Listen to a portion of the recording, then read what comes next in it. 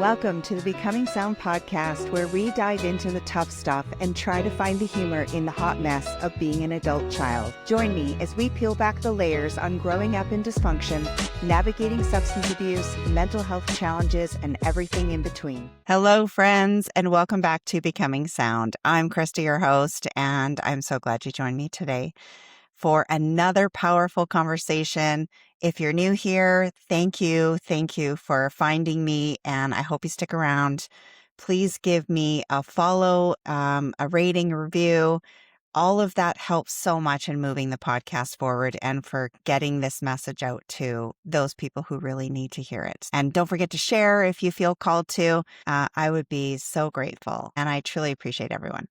So today my guest is Andrea Schroder, and she is a powerhouse of resilience and reinvention. She has been sober since 2010.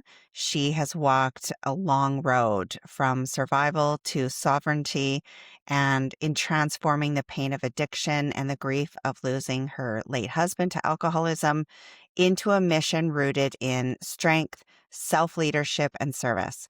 And today, Andrea is a businesswoman. She is a real estate investor and a passionate advocate for personal growth.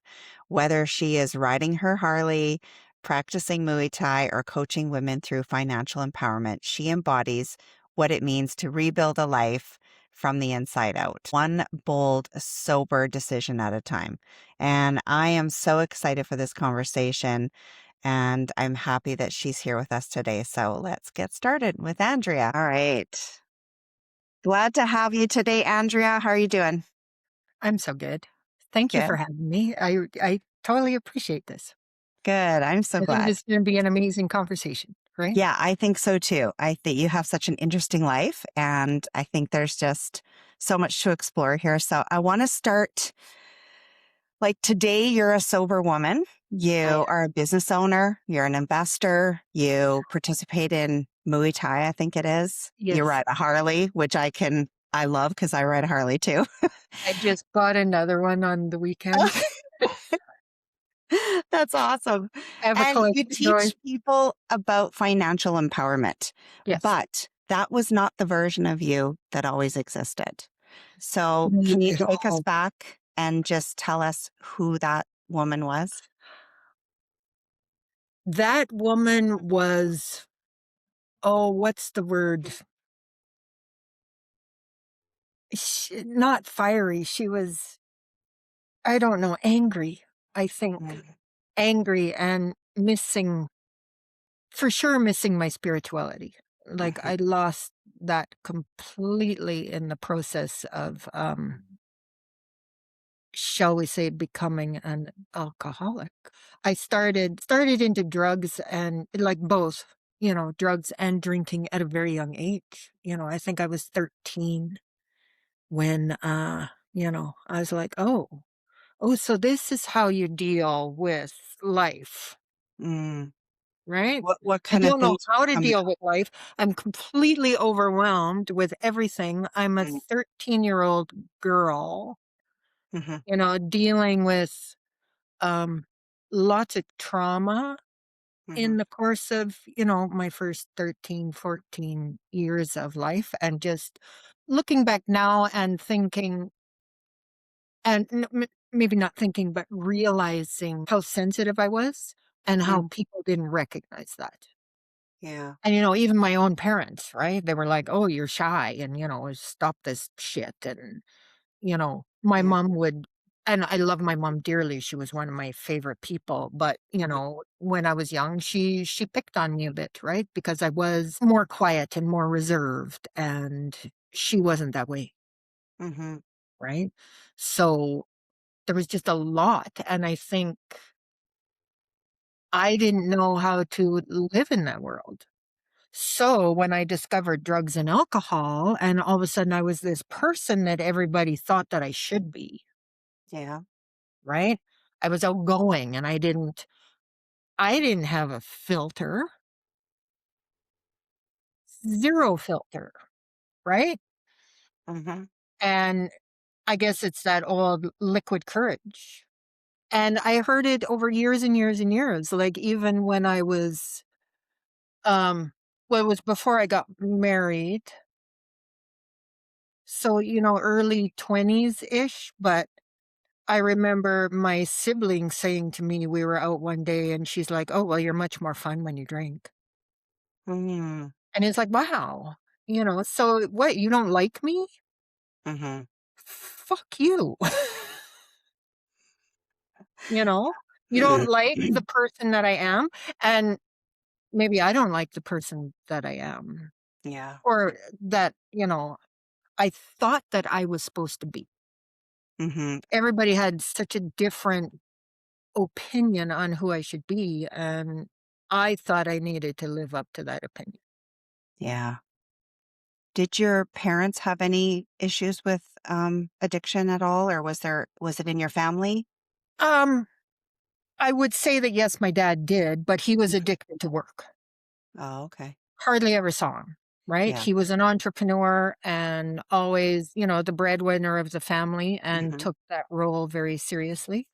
And, so yeah, one of the businesses for sure. I mean, you know, he was working 7 days a week, right? Yeah. Hardly saw him, stressed out. And then he comes home and, you know, doesn't know how to deal with a couple of teenage girls that are a little rebellious. Right? Yeah. Yeah. And the shit that ensued from Mhm. there, because it wasn't until years later, speaking with, a psychologist, and, my dad grew up in Germany during the war, right? So, one of the psychologists had said to me, "Your dad probably had PTSD." And I was like, "Holy shit." That that gave me a completely different perspective, Mhm. allowed me, once I was a number of years into my sobriety, allowed me to have a little bit of forgiveness Mhm. around, the, because there was some physical abuse, when we were growing up, and, but allowed me to find a little bit of forgiveness around Yeah. that, right? Find the language. I mean, we didn't have the language back then either, right? Like, Mm-mm. there was No, no, no one was talking about that kinda no, stuff. and, even knowing my own, I don't like to say I have PTSD, but part of me, that struggles with PTSD. Mhm. Um, I just lost my train of thought. Shit. That's okay. That's That's okay. okay. That's Yeah. called menopause brain. That's exactly. It happens You mid-sentence. know, I think it's so true. I think it's also just on the PTSD thing. It's hard for us to admit that we do have it. And I Mhm. think I find that with a lot of people that I talk to, you don't want to say you have PTSD, but in actual fact, we have a little bit more of a complex PTSD. So it's all those little things over Yeah, time that add up to that. We didn't, yeah, it's not some big traumatic war thing or something like that, which people think. no. So I think the connection that we have to actually accepting that we actually have that in some form, it's hard. It's hard. So, Um, I accept mine. I know that it's years of stress and, I mean, it comes from a kid, right? yeah. And all that I dealt with or didn't deal with, Mhm. right? Yeah. Oh, As a kid. 100%. So, yeah, Yeah. right? I don't know how to deal with any of this. This is all completely overwhelming. So I'll just drink and do drugs and, you know, Mhm.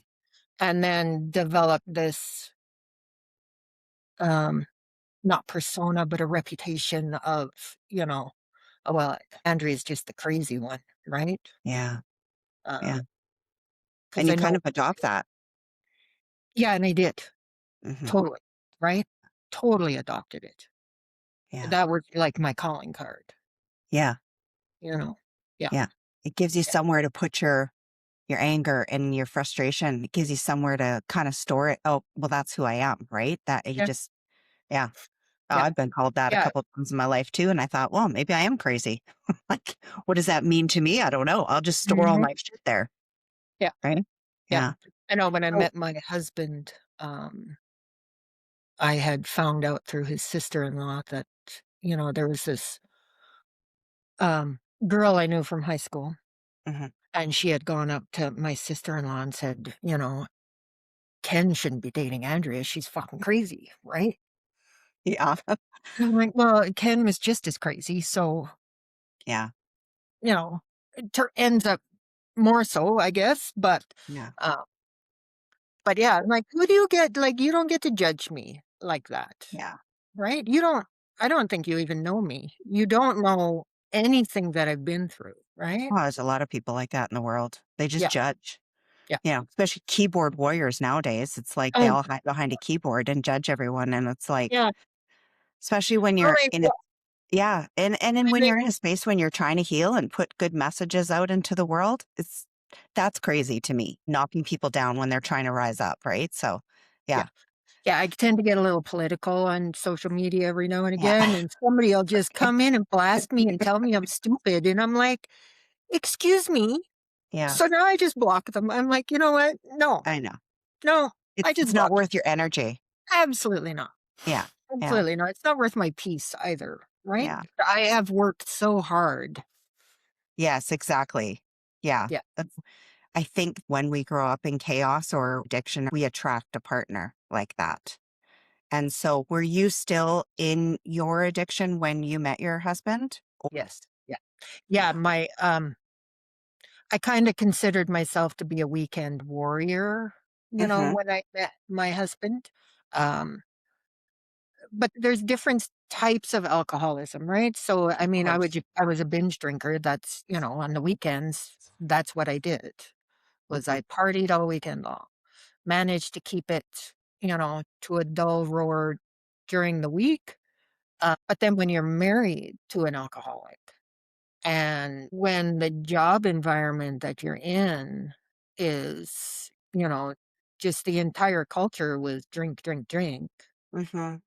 And next thing you know, I've gone from a weekend warrior to like a 5, 6 day a week warrior, Yeah.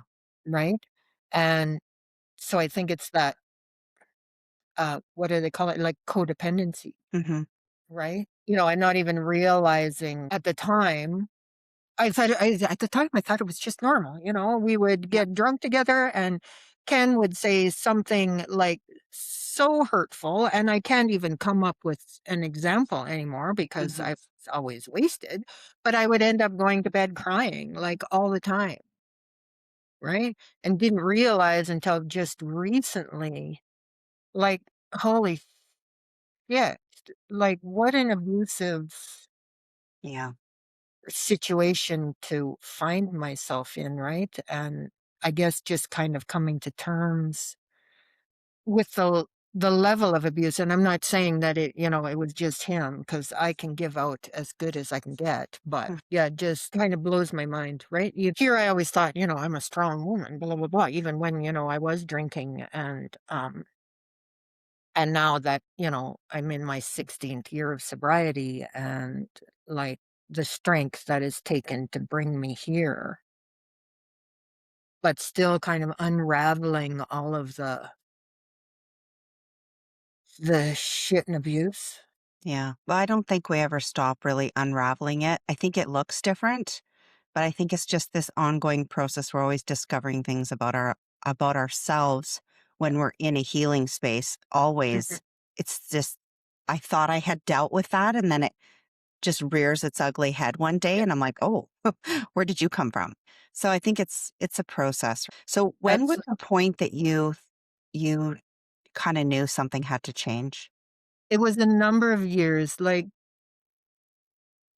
and I don't know when. I'm terrible with years and all that, but It's all of a okay. sudden, I had this desire to not start my year hungover. And so, like, New Year's Eve, we used to go out and party. And then it was like, no, like, I don't want to. I don't want my first day of the year Mhm. to be hungover.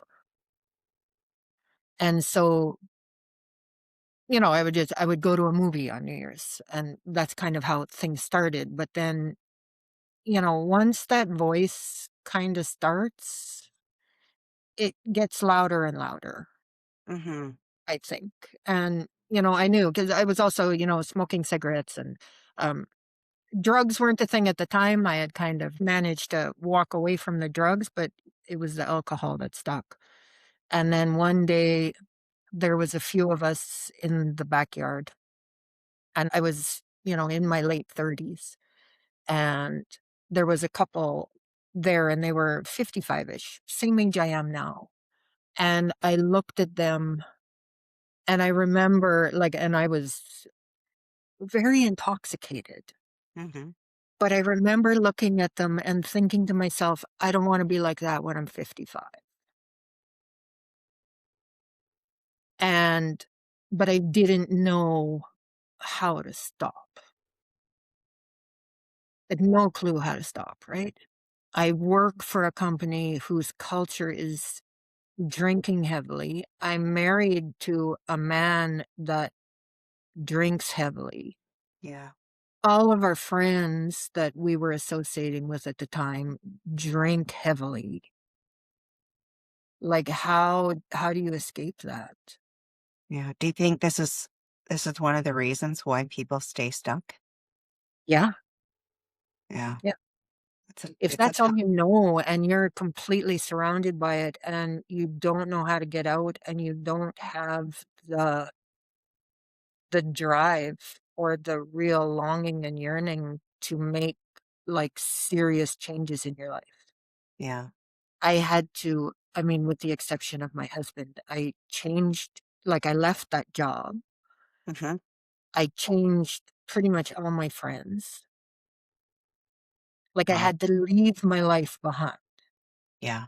And As that's if not easy. it No, Yeah. no, because it's a very lonely process, right? Yeah. You have to rediscover yourself. Yeah.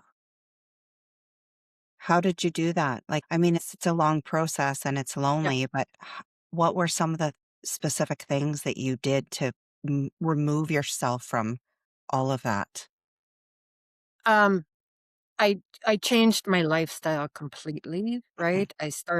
I knew that I'd always wanted to do yoga. Mm, So I was like, okay, I quit smoking first. And I was like, what am I gonna do rather than, like, not smoke?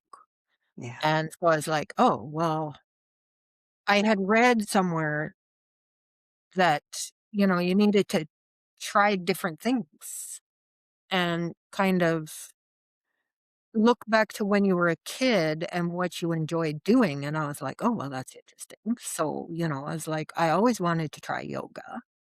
Yeah. Um, I loved music and art and whatnot when I was a kid. And so, I started playing guitar. And so then I was just kind of, spending more time alone. But I think discovering kind of who I was and finding that, the artistic part of myself that I lost. And then through the yoga, and I did like a deep dive into yoga. I did 500 hours of training, and I'm a highly trained yoga teacher. Good for But you. yeah, I found, the spiritual part of me again that Mhm. I really think I was lacking. Yeah. Well, I started also seeing many psychiatrists, and, Yeah. um, it was always the science part that Hmm. fascinated me, right? Like, Yeah. why did I take this route and not, Yeah. that route? And so just, I think coming to terms with, as I say, the practice of forgiveness Yeah. and learning to forgive, in particular, my dad. Um, my mom, my she was my queen, right? But my dad, it always just seemed to be a very difficult relationship. Hmm. And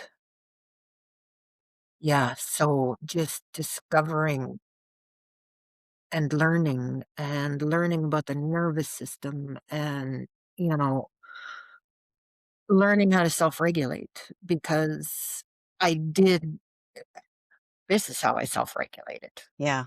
Especially right? when when you're angry too, because I Yeah, was very angry. So I understand that yeah, that's, it's just you funnel all your nervous system is just mm, funneled there all the time. And yeah, I didn't know how to regulate it either. no, It was so foreign to me. yeah. And so I really, you know, I don't know if clung is the right word, but, um, that science part of it, I was just like, "Oh, wow, like, so this is actually what's going on in my brain, and, like, this part of my brain is picking up, and that part of my brain is shutting off," Yeah. and yeah, so the science kind of once I sort of understood and had, like, well-educated people explaining this type of thing to me, and then the yoga and learning, just learning how to breathe and learning how to be in my body in spite of Mhm. the discomfort. Yeah. I was That going was to ask you about that because I think I have other people in my life who got sober and immediately went to yoga. And it's that correlation of being in your body because when you're in addiction, you are not in your body. no. And even people who aren't in addiction, because I was not addicted to drugs and alcohol, but I was addicted to just being in that constant fight or flight mode. Mhm. And so Yeah, I was living here, not here. And yoga is a connector. Yeah. absolutely. Yeah, Yeah. connects this with this, right? Yeah. It's awesome. You learn to breathe, and I think that is just such a huge, game changer when Mhm. you've never known how to breathe and you've never known that your breath itself can calm the entire nervous system, right? Yeah. And so for years, I mean, I kind of went from one extreme to another, right? And all of a sudden, I'm like, okay, well, now I'm doing yoga 7 days a week. And, I'm like, so is this kind of addictive too? And so, um,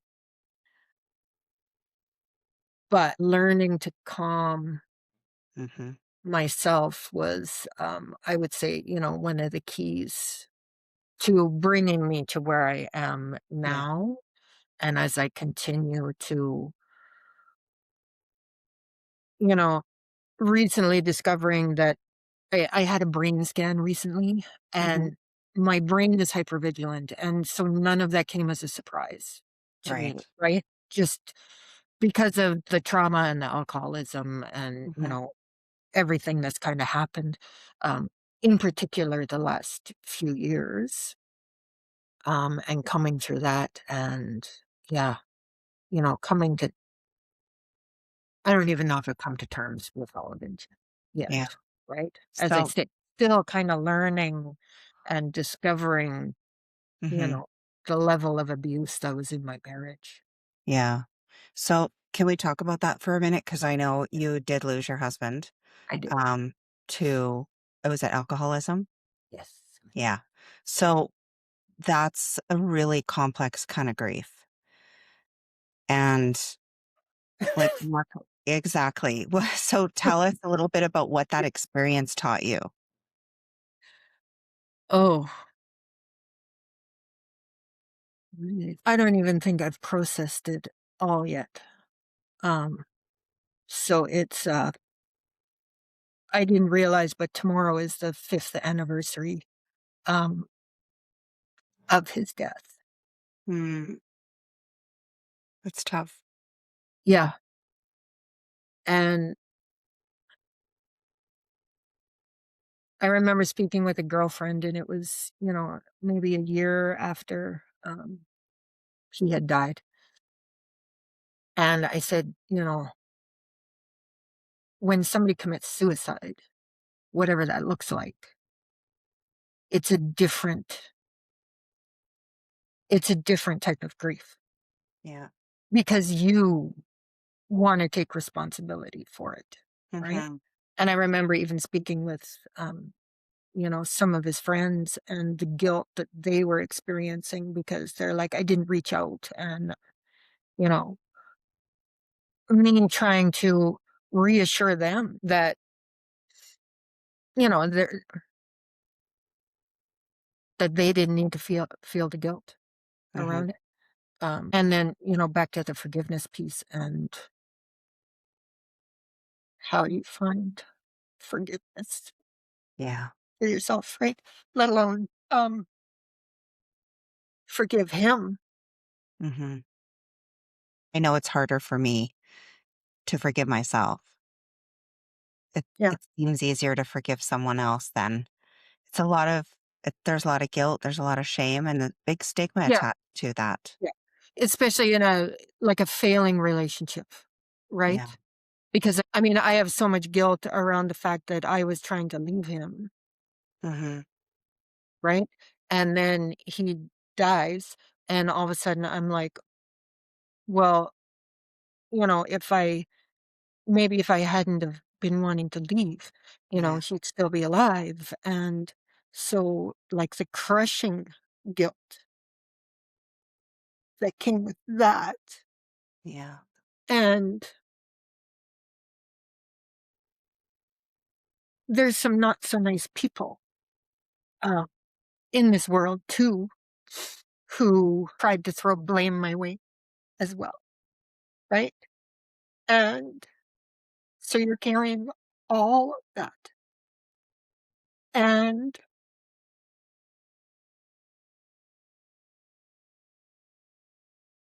trying to look strong, you know, because you have this, hard, crusty exterior that people don't get to see me cry. People don't get to see me, you know, hurt the way I hurt. And, and then you discover afterwards what some people have said, and you're just like, are you kidding me right now? You know, um, and I've said on numerous occasions, I wasn't leaving my husband because I didn't love him. I loved him, you know.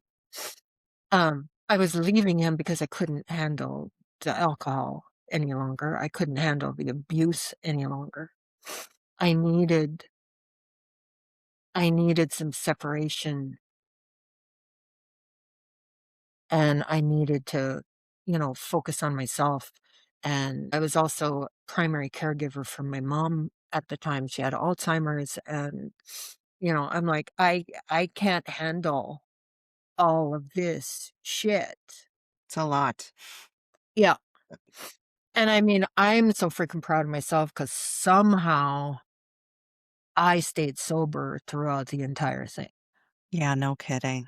But I Those was would like, be automatic triggers for so many people. yeah, Yeah. yeah. Yeah. Well, good for But you.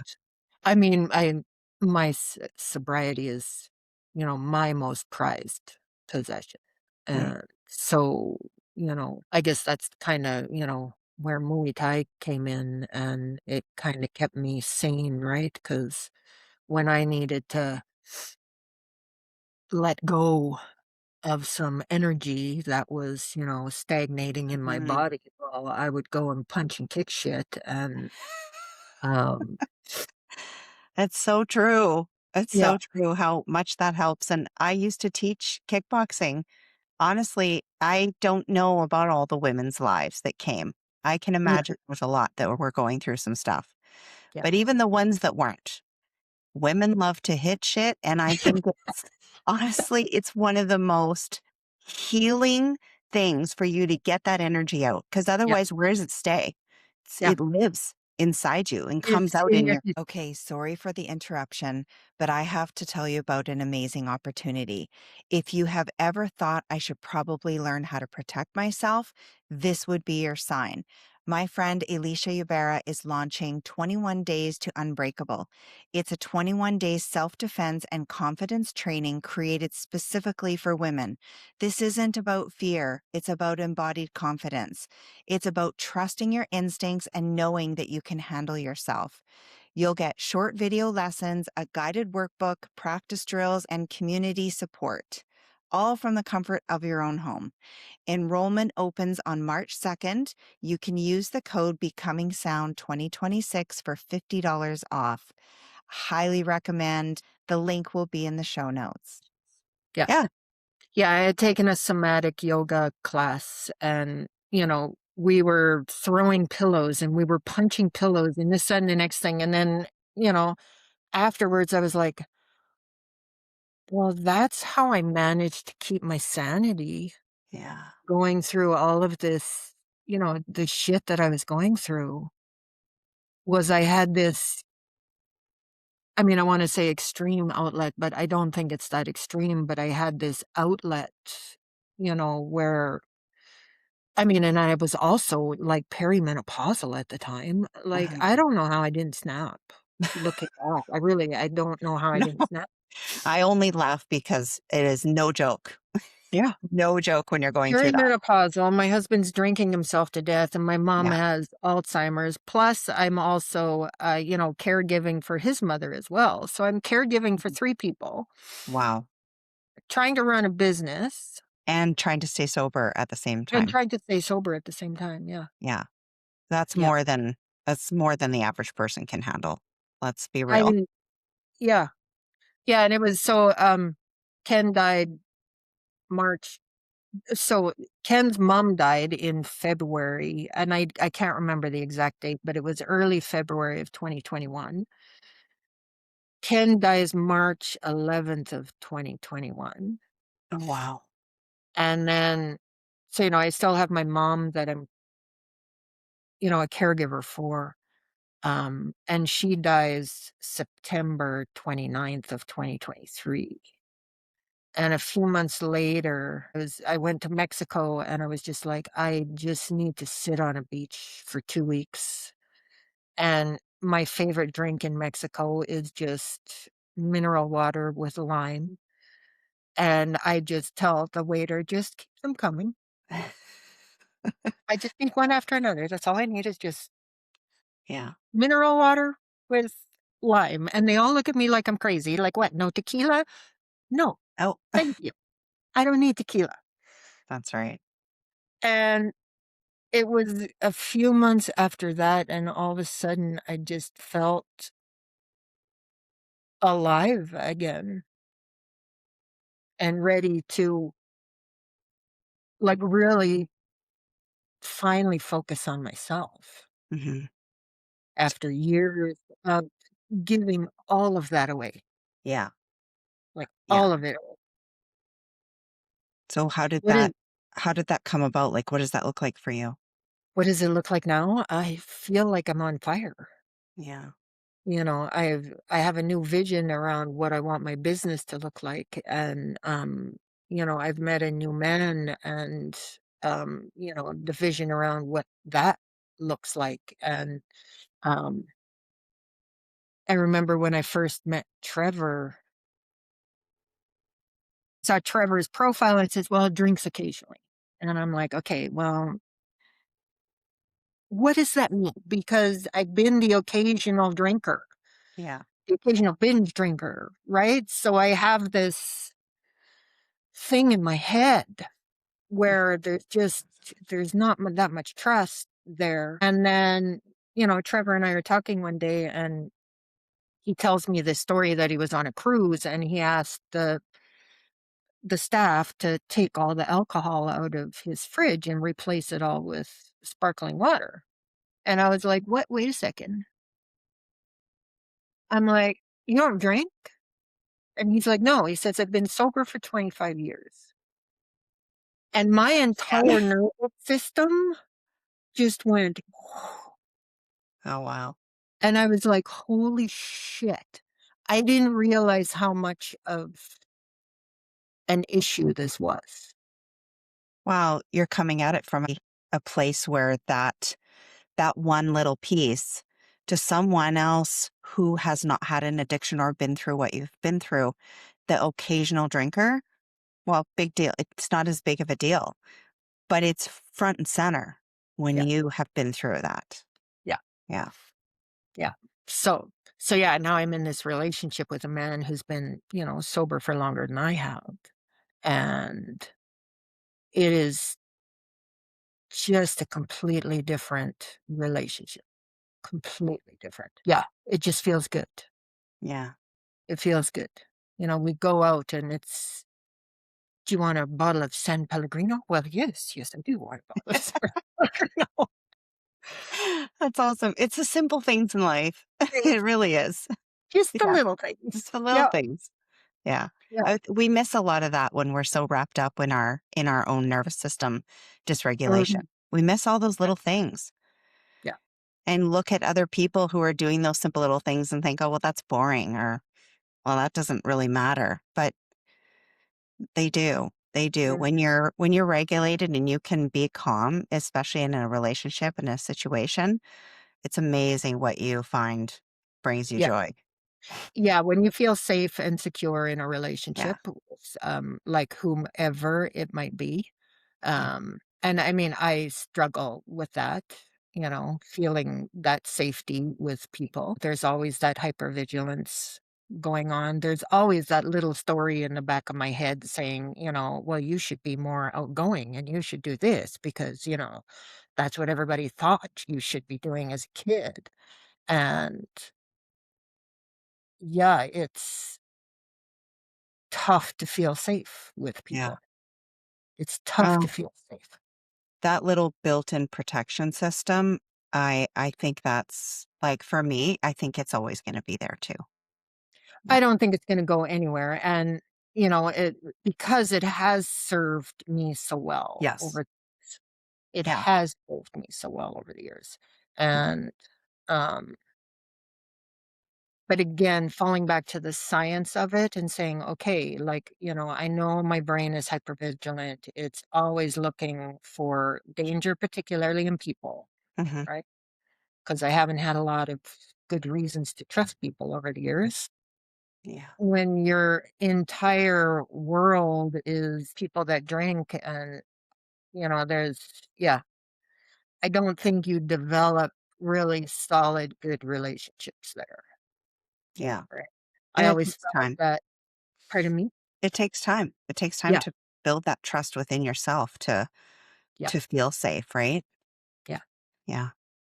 Yeah. yeah, So true. and, looking back, this was the place to party because Ken always had beer and people would always show up and there would always be beer, and Yeah. then when I quit drinking and, he tried to cool things down a little bit for a while there, but, circumstances, he was diagnosed with prostate cancer in 2017, and, like, that just spiraled him out of control, right? Yeah. But in between, he did try to cool it a little bit, and then all the friends leave, right? Because there's Yeah. no more beer, and you're like, "Wow." So the only reason you hung out with us was because there was always alcohol available.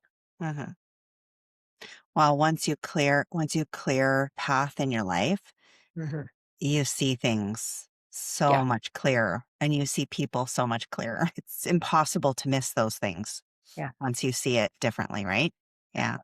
Once you see it, So what's that saying? "One seen can't be unseen." exactly, Yeah. exactly. So what do you think is something about sobriety that people don't really want to hear? That is hard. Nobody likes to make changes, right? Nobody you hear it all the time, people don't I mean, just for instance, with the GLP-1s, right? And well, now all of a sudden it's just easy to lose weight, Yeah. right? People don't want things to be hard. Yeah. Yeah, we run from hard. Yeah. We want everything handed to us on a silver Mhm. platter.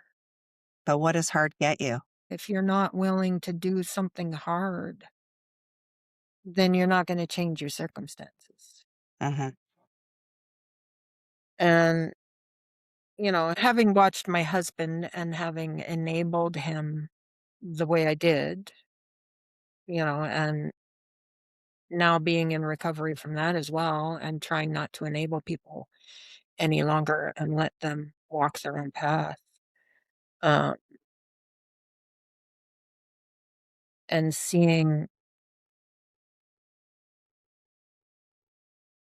or, like, was he lying to me? Because he'd say, I tried to get him into different, he went to detox a few times and then would just fall back into the drinking again. And then, I even got him into, despite some hurdles, I got him into Pound Maker, and, he ended up getting kicked out of there. And, but I kept trying, and eventually I was like, okay, well, I've tried everything. Now maybe we need to try counseling. I don't know. So we go to counseling, and um, had to each go for a separate sort of interview Yeah. with this psychologist. And I went to mine, and he got drunk and didn't go to his. Mm. And so she calls me in afterwards, and she says, I know you're paying for this. And she's like, I can't take your money. He is not available. Yeah.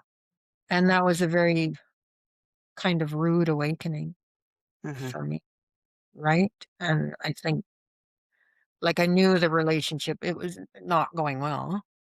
Uh, but I think that was an eye opener for me. Yeah.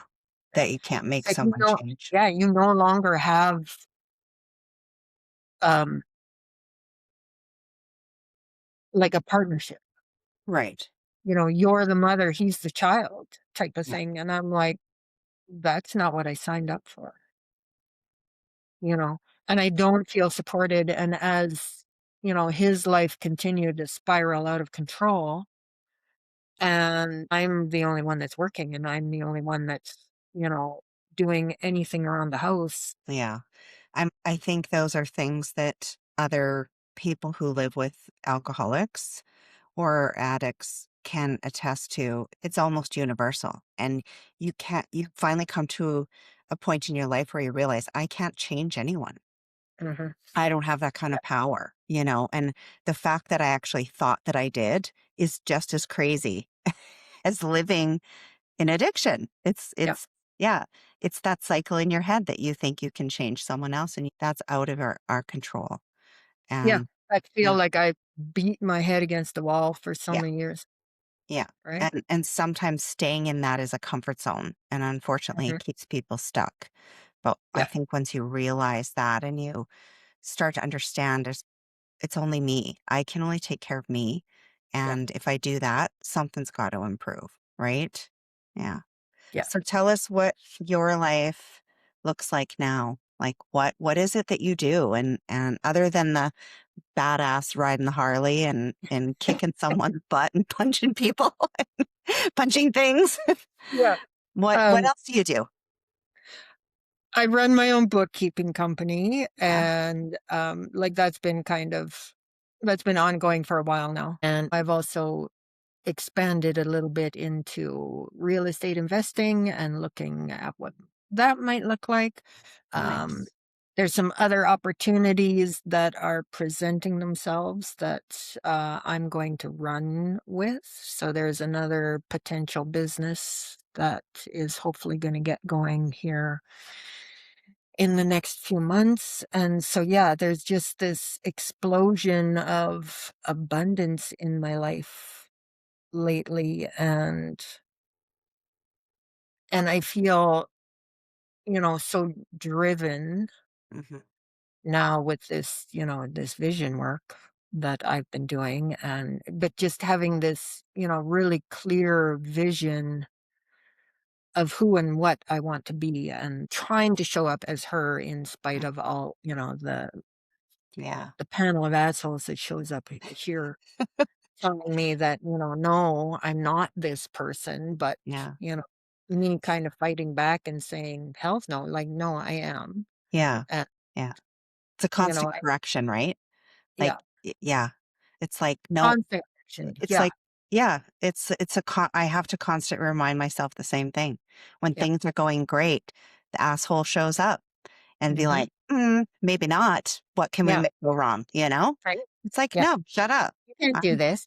yeah. Like, you can't do this. And then everybody from my entire life, well, you're shy, you're this, you're that, you're this. Like, no, I don't make agreement with that shit anymore. Right. That's right. Exactly. This is me now. And yeah, like, I'm freaking badass.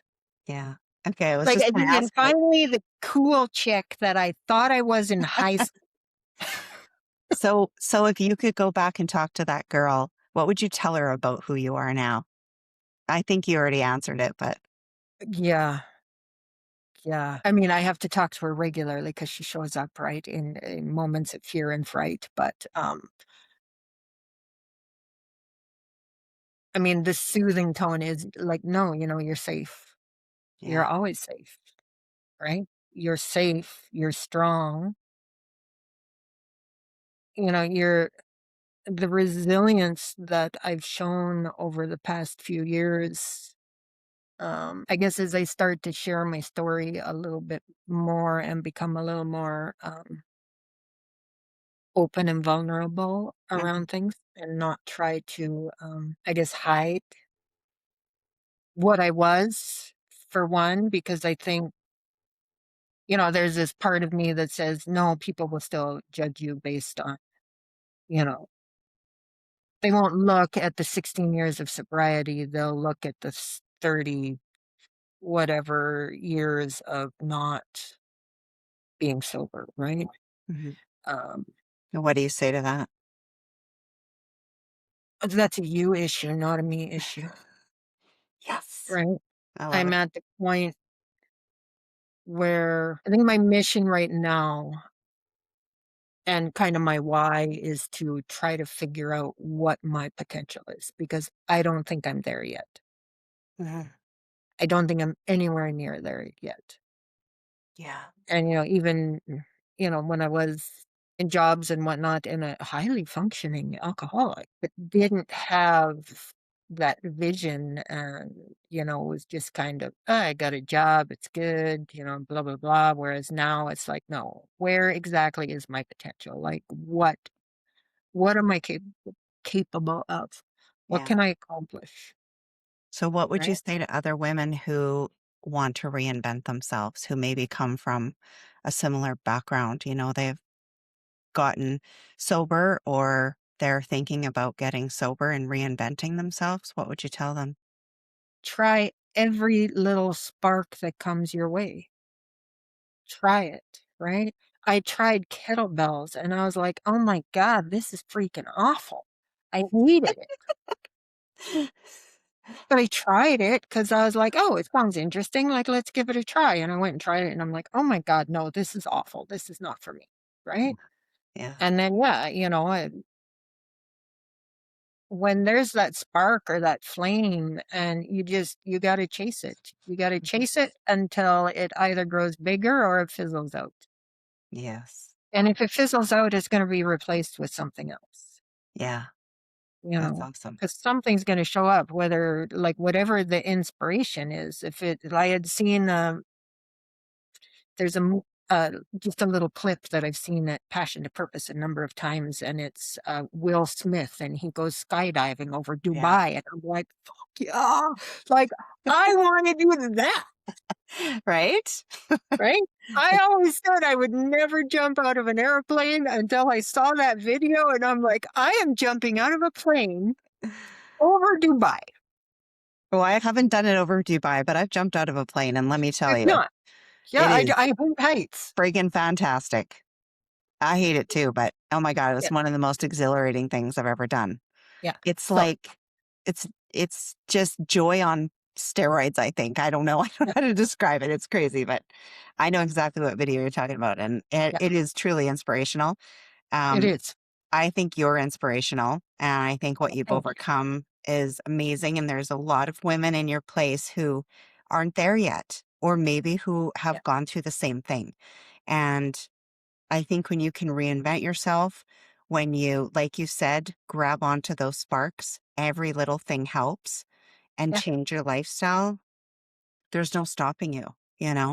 And there's so much potential out there for everyone if there they give is. themselves the chance. Yeah. Yeah, and I think it takes we talk a lot about faith too, right? And you Mhm. kind of have to put your faith in yourself, Yes.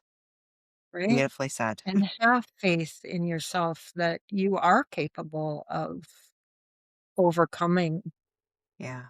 Yeah, you need to have, tools in place. Mhm. Like I say, I did kickboxing and I did yoga and, did a deep dive into all this stuff. And that was, that's what grounded me, Mhm. right? Yeah. So it was that something to hold on to, Yeah, for sure. something to hold on to that is going to keep me sober. And now I have the woman in my vision. She is a businesswoman and she is kicking ass, and Yeah. alcohol does not fit in that vision, right? No. Alcohol, drugs, the whole thing, they do not fit in that vision. What fits in that vision is, a healthy lifestyle, eating well, and, um, as a menopausal woman, like, the hormones are all Mhm. level, right? And Yeah. so what all is part of that woman that I Mhm. need to show up as today? Yeah. So how can people get a hold of you if they wanna reach out for for your business, for your services, or even just to reach out and ask you questions about how you did it? Yeah, I would love to have those conversations. I think they're just hugely inspiring. I am on Facebook, just under Andrea Schroder. I'm on Instagram. I'm Kitchen Witchery Co. on Instagram. Mhm. That's kind of my main page where I, Yeah. dump all the fun stuff and the What dirty shit too. what's your business name? I am the bookkeeping witchery company, so it's bookkeeping-witchery.ca on the interweb, Awesome. and yeah, I'll put that all in the show notes so people can get a hold of you too. And perfect. I Thank just you. want to thank you so much for being open and vulnerable and sharing your story about all of the stuff. It's really inspirational. And Thank I'm so glad that you decided to entertain me and come on here and share with me and my audience. I And was a little nervous, but you made me feel super comfortable, and oh, yeah, well, you yeah, didn't seem nervous at all.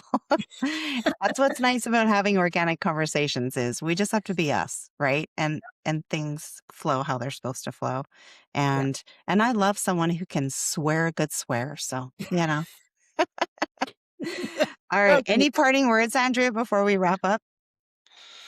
parting words. I think I want to go back to that faith bit again. Right? Gotta have faith. Yeah. We are all, I mean, especially we're women, we're built differently, Hmm. and you know, you need to find that faith, you need to find some spirituality and whatever that looks like for you. And uh there there's a way out. There's lots of help out there. Hmm. I did yoga, but there's other support groups and whatnot, right? Yeah. And different 100%. things resonate with different people, and so you need to kind of, again, you need to try different things and see what works and see what gives you the inspiration, like your own personal inspiration to Yeah. move forward. Perfect. Thank you so much. It's my pleasure. Thank you for joining me today on another episode of Becoming Sound. If this episode resonated with you in some way, please share it with someone you care about. And don't forget to hit the subscribe button. It helps to get this information out to more people who may need it. If you have a sec, I would love a follow on Apple Podcasts and Spotify. While you're there, hit the 5-star rating and give me a review. When you're scrolling, follow me on my social platforms, and I would love to hear your comments and feedback. Have a fabulous day, lots of love and gratitude from me. Please note, the views, information, and opinions expressed during the Becoming Sound podcast series are solely those of the individuals involved. The content of this podcast is to educate, inform, and for entertainment purposes only. This podcast series and the content presented does not constitute for medical or other professional advice or services. If you are in crisis or in need of help, please contact your medical or professional provider.